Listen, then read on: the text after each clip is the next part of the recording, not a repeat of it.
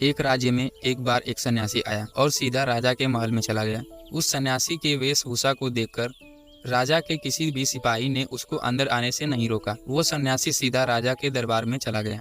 सन्यासी को अपने सामने खड़ा देखकर राजा ने पूछा, आप कौन हैं और आप क्या चाहते हैं? सन्यासी बोला, मैं एक आध्यात्मिक गुरु हूँ और प्रवचन देने के लिए दूसरे राज्य जा रहा हूँ, लेकिन दिन ढलने को आया है, तो आज रात मैं आपके महल में ही रुकूंगा। रात बिताने के लिए बस एक थोड़ी सी जगह चाहिए। सन्यासी की बात सुनकर राजा बोला, ये एक राजा का महल है, कोई विश्राम स्थल नहीं जो आप यहाँ पर रात बिताने की सोच रहे हैं।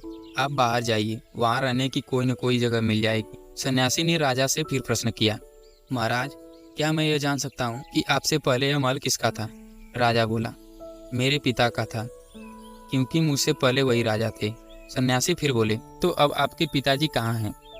राजा बोला, अब तो वो इस दुनिया में नहीं रहे, उन्हीं के बाद तो मैं राजा बना। अच्छा, आपके पिता से पहले यह महल किसका था?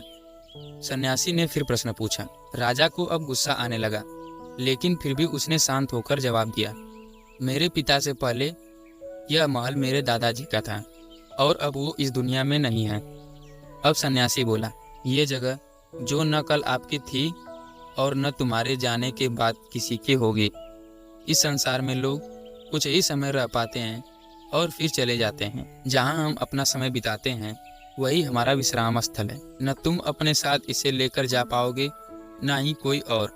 अब बताओ, ये महल एक विश्राम स्थल नहीं है तो फिर क्या है? राजा उनकी बात समझ गया और हाथ जोड़कर माफी मांगने लगा। उसने सन्यासी को रुकने की जगह दे दी। दोस्तों, इस कहानी से हमें यह सीख मिलती है कि इस संसार से हम कुछ भी नहीं ले जा सकते। खाली हाथ आए थे और खाली हाथ ही जाना है। जब तक आप इस संसार में हैं तो मैं या मेरा इस चक्कर में ना पड़े। जिंदगी में धन, लोभ, लालच के पीछे ना भागें। भागना है तो खुशियों के पीछे भागें।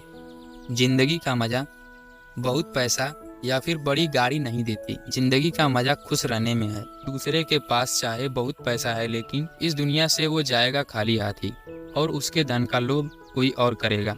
और पैसा होकर भी आपका जीवन दुखों से भरा है तो आपकी जिंदगी अपने आप में ही बेकार। याद रखना और इस पर गहराई से सोचना।